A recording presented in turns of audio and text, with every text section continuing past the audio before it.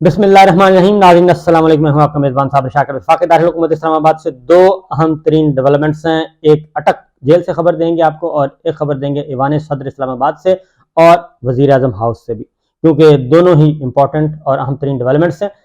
कल से ये दुनिया भर में पाकिस्तान की जगहंसाई हो रही है कि ईवान सदर भी महफूज नहीं है वारदातियों से, क्योंकि वहाँ पर भी वारदात डाली गई है और बहुत ही गहरी वारदात डाली गई है और पाकिस्तान को एक मजाक रियासत के तौर पे पेश किया गया है। और वाक़तन ये किसी और की तरफ से नहीं बल्कि सदर ममलिकत जो कि supreme commander of arm forces हैं, उन्होंने बताया कि ईवान सदर में एक बहुत बड़ा फ्रॉड हुआ है और उस फ्रॉड की अभी तक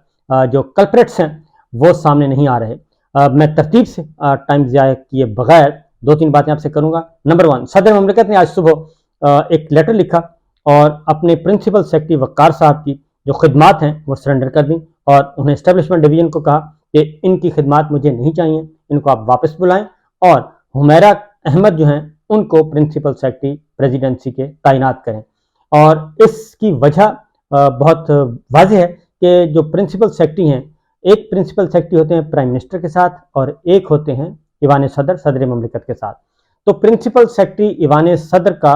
जो है वो इंचार्ज होता है और वहाँ पे स्याह हो सफ़ेद हो प्रिंसिपल सेक्रेटरी को ही रिस्पॉन्सिबल करार दिया जाता है, क्योंकि सदर ममलिकत जो हैं वो खुद अपने हाथ से नहीं लिखते होते, वो महज साइन करते हैं। उनके सामने समरीज आती हैं, ब्रीफ नोट्स आते हैं, उनको ब्रीफ किया जाता है, उनको बताया जाता है। उसके बाद फिर सदर ममलिकत अपना माइंड अप्लाई करते हैं और उसके बाद डिस्कशन होती है। मुख्तलिफ विंग्स हैं ईवान सदर में और ह्यूमन राइट्स से मुतालिक भी विंग मौजूद है, लॉ से मुतालिक भी मौजूद है और एस्टेब्लिशमेंट से मुतालिक भी मौजूद है, मुख्तलिफ सर्विसेज हैं। एक प्रिंसिपल सेक्रेटरी होते हैं, दूसरा एक मिलिट्री सेक्रेटरी होते हैं। मिलिट्री सेक्रेटरी होते हैं ब्रिगेडियर रैंक के ऑफिसर होते हैं। प्राइम मिनिस्टर के साथ भी ब्रिगेडियर रैंक के होते हैं, एमएस कहलाते हैं मिलिट्री सेक्रेटरी, और सदर ममलिकत के साथ भी। तो दूसरे ऑफिसर होते हैं मिलिट्री सेक्रेटरी। अब जो प्रिंसिपल सेक्रेटरी हैं वो ऑल ओवर होता है, इंचार्ज होते हैं वही। तो उनको सरेंडर किया गया। उन्होंने फिर खत लिखा। उन्होंने खत लिखा कि जनाब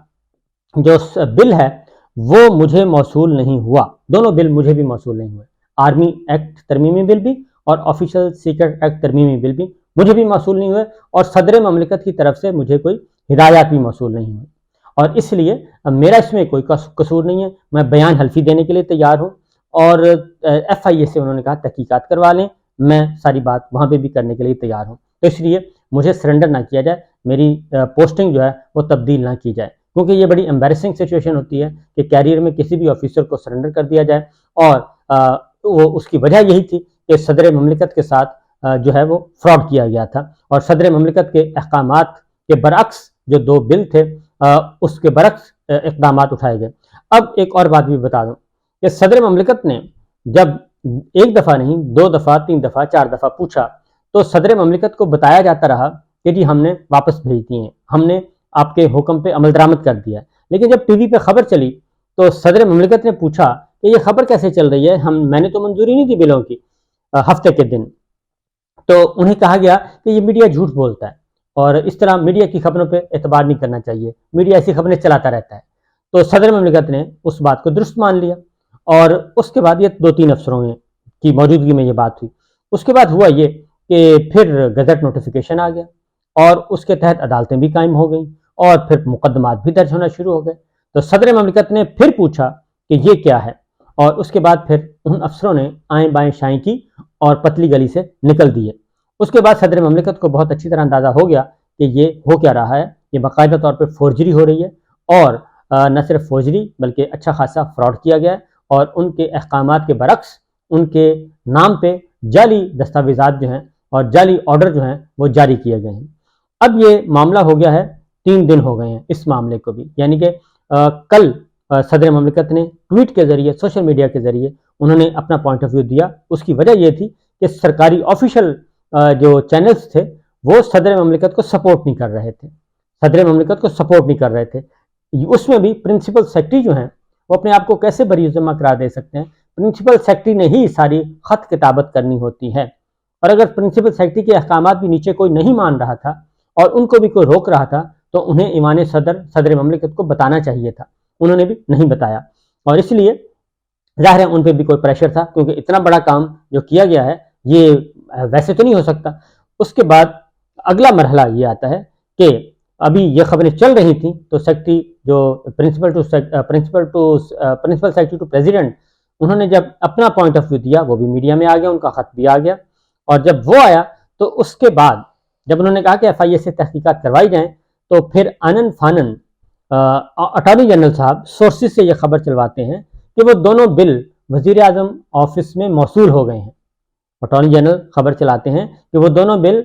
وزیر اعظم آفس میں موصول ہو گئے، بند لفافہ، اور اس میں وہ دو بل ہیں، یعنی آرمی ایکٹ ترمیمی بل اور آفیشل سیکرٹ ایکٹ ترمیمی بل۔ یعنی صدر مملکت کے ٹویٹ کے بعد وہ اتنے دن اس کو دبا کے رکھا گیا،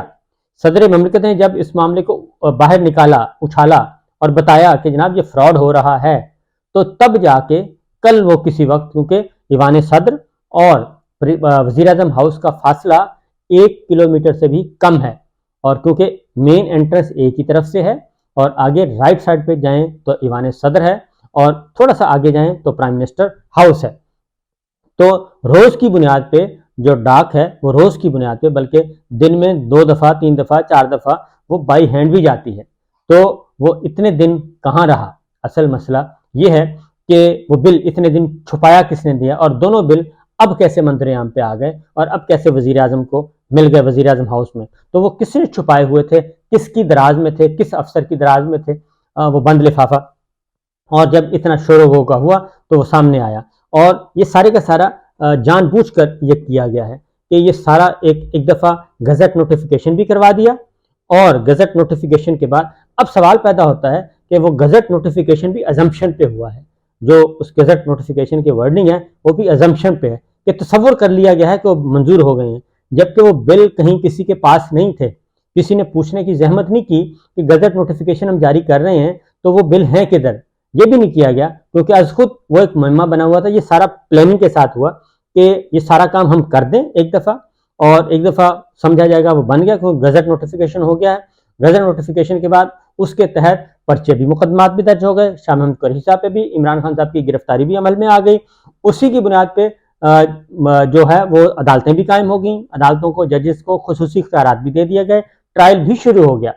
تو یہ سارا پروسیس ہونے کے بعد جب پرنسپل سیکرٹری ٹو پریزیڈنٹ جو ہیں انہوں نے بھی بتا دیا کہ وہ تو میرے پاس بھی نہیں ہے، تو بل جو ہیں، تو جب ان کے پاس بھی نہیں ہے تو پھر پتہ چلا وزیر اعظم ہاؤس سے برآمد ہو گئے ہیں، وہ بھی سورسز سے خبر چلوائی گئی۔ تو یہ ہے معاملہ، اصل حقیقت یہ ہے کہ فراڈ کے اندر فراڈ جو ہے مبینہ طور پہ کیا جا رہا ہے، اور ایوان صدر اور صدر مملکت سے کیا جا رہا ہے۔ تو اب کچھ چیزوں سے سامنے سمجھ آ جانا چاہیے کہ یہ کچھ نہ کچھ پلاننگ کے ساتھ ہی کیا گیا ہے، یہ ایسا نہیں ہے کہ آنن فانن اس میں کوئی ایک آدمی نہیں، پوری چین جو ہے وہ اس میں انوالو ہے، اور وہ اگر آپ اس کی ٹریل کے پیچھے جائیں گے تو پتہ چل جائے گا۔ اس کے لیے اب پہلا مرحلہ وہی بات ہے کہ اب اٹارنی جنرل صاحب کیا کہہ رہے ہیں؟ اٹارنی جنرل صاحب نے جو سورسز سے خبر چلوائی کہ دیکھیں جی وہ بل تو آج موصول ہوئے ہیں، لیکن وہ تو اس سے پہلے ہی جو ہے وہ ایکٹ کا درجہ حاصل ہو چکا ہے، وہ تو گزٹ نوٹیفیکیشن بھی ہو چکا ہے۔ تو دوسری خبر ایک اور خبر ہے، کیونکہ میں بار بار یہ کہہ رہا ہوں کہ یہ سارے کا سارا فورجری کرنے کی ضرورت کیوں پیش آئی؟ وہ فورجری کرنے کی ضرورت اس لیے پیش آئی کہ توشہ خانہ میں عمران خان صاحب کی سزا نہیں بنتی۔ توشہ خانہ میں بھی یہی کچھ ہوا کہ خواجہ حارث صاحب کورٹ روم میں موجود ہیں، عمران خان صاحب کے وکیل، وہ کہہ رہے ہیں میں آرگومنٹ کرنے کے لیے تیار ہوں، میں آرگومنٹ میرے سنیں، تو جج صاحب نے کہا کہ کوئی آرگومنٹ نہیں، اور فیصلہ سنا کے بیرون ملک چل دیے۔ اور وہ جس طریقے سے اس کا بھی دنیا میں اب تک مذاق بنا ہوا ہے، اور اسی سے انٹر لنک ہے یہ کہ عمران خان صاحب کو کسی اور مقدمے میں گرفتاری مقصود تھی، کیونکہ آرمی ملٹری کورٹس میں ٹرائل ممکن نظر نہیں آ رہا۔ جب ملٹری کورٹس میں ٹرائل ممکن نظر نہیں آ رہا تو اس کے لیے پھر یہ وایا نکالا گیا ہے تاکہ عمران خان صاحب کو طویل عرصے تک جیل میں رکھا جا سکے۔ اور دوسری خبر لے لیں، وہ ہے جناب عمران خان صاحب مسلسل یہ بتا رہے تھے، اور ہم بھی آپ کو بتا رہے تھے، کہ عمران خان صاحب کو انتہائی بدترین حالات میں رکھا ہوا ہے جیل میں،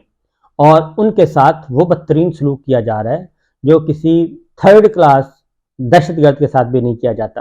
ان کو صرف 3 سال کی سزا ہے محض، اور وہ بھی جس طریقے سے سنائی ہے ہمارے سامنے ہے۔ وہ سابق وزیر اعظم ہیں، وہ انٹرنیشنل ورلڈ کپ کرکٹ کے وہ ونر ہیں، کیپٹن ہیں، اس کے علاوہ بہت فلاحی کاموں میں ان کی خدمات ہیں، آکسفورڈ یونیورسٹی کے وہ فارغ التحصیل ہیں۔ یہ ساری باتیں، اور پھر ایجوکیشن جو ہے تعلیمی شعبے میں ان کی، یہ ساری ان کی کریڈٹس پہ ہیں۔ پولیٹیشین تو وہ سب سے آخر میں آتے ہیں، لیکن ان کو ان کے قانون کے مطابق، جیل مینول کے مطابق ان کو وہ سہولتیں نہیں دی گئیں، اور اب ایڈیشنل ڈسٹرکٹ اینڈ سیشن جج شفقت اللہ خان نے وزٹ کیا اٹک جیل کا، ایک معمول کا وزٹ کیا،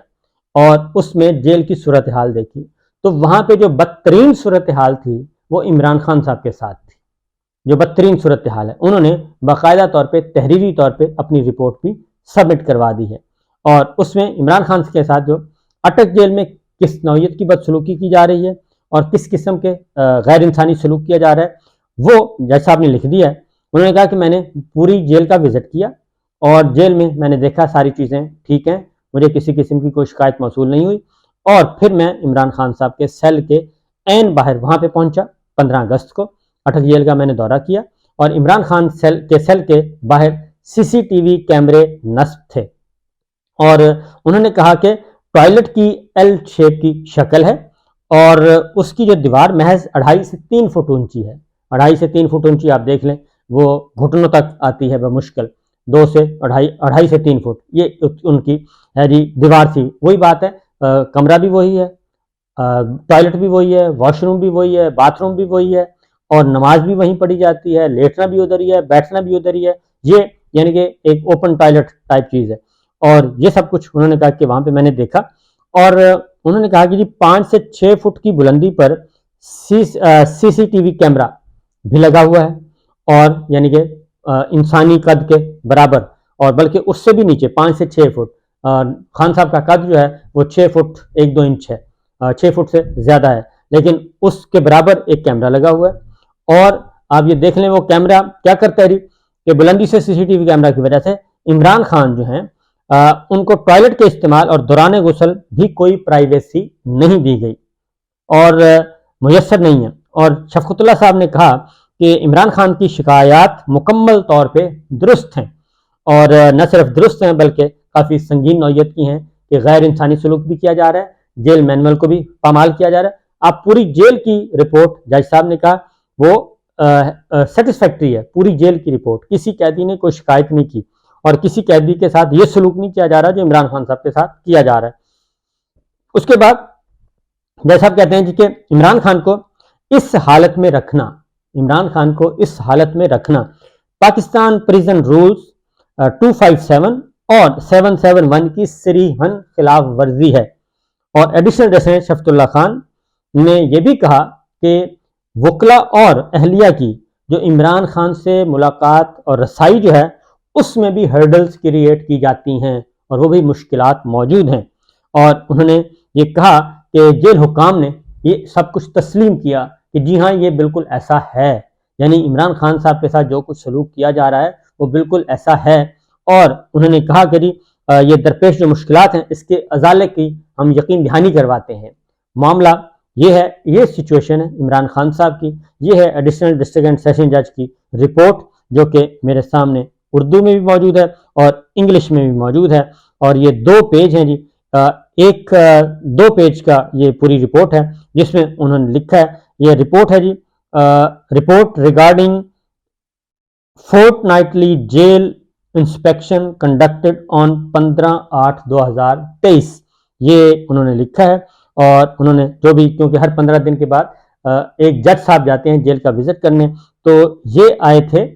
15 تاریخ کو یہ جج صاحب نے کیا، اور عمران خان صاحب آئے تھے جیل میں 5 تاریخ کو، تو یہ ہے جی ایکچوئل سچویشن اور یہ ہے صورتحال۔ اس کی ایک اور بات بھی بتا دوں کہ عمران خان صاحب جیل میں جیل حکام کے علاوہ وہاں پہ اور سیکیورٹی بھی ہے اور نوعیت کی بھی ہے، اس لیے وہاں پہ خاص طور پہ ان کو کیا جا رہا ہے آبزرو۔ شیونگ کا سامان شیشہ نہیں دیا گیا، باقی تو چھوڑیں بات، ایک قرآن مجید اب تک پہنچا ہے جج صاحب کی جو وزٹ کے بعد صرف ایک شیشہ پہنچا ہے، کیونکہ 2 دن پہلے اس رپورٹ کے آنے سے پہلے ایک خبر چلوائی گئی ایک خاص میڈیا ہاؤس میں خاص کے ذریعے کہ جناب عمران خان صاحب کو اب سہولتیں میسر کر دی گئی ہیں۔ اصل مسئلہ یہ ہے کہ